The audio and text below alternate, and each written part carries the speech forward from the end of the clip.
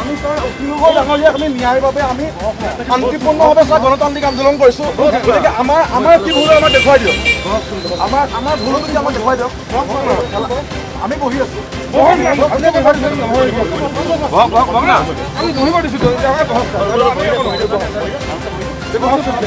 নবহে আপুনি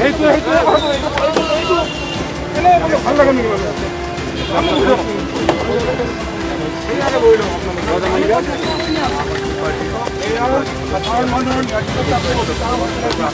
তাক নুকুমুৰ কৰাৰ কাৰণে